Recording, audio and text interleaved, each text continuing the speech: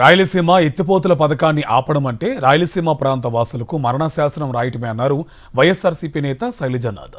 రేవంత్ రెడ్డి ప్రకటనతో చంద్రబాబు అసలు రూపం బయటపడిందన్నారు.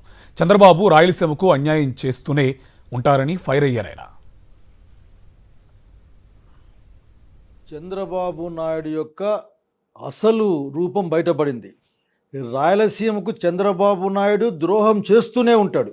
చివరికి రాయలసీమ ఎత్తిపోతల పథకాన్ని నేనే ఆపేయించాను, నా మాట గౌరవించి చంద్రబాబు నాయుడు దాన్ని ఆపేశాడు అని రేవంత్ రెడ్డి గారు తెలంగాణ అసెంబ్లీలో ప్రకటించిన తర్వాత చంద్రబాబు నాయుడికి చంద్రబాబు నాయుడు రాయలసీమ పట్ల చూపించే దుర్మార్గమైన ఆలోచనకు ఒక విధంగా చెప్పాల్సి వస్తే రాయలసీమ ఎత్తిపోతల పథకం ఆపడం అంటే, లేక రేవంత్ రెడ్డి గారికి లొంగిపోవడం అంటే అది రాయలసీమకు మరణ శాసనం. అది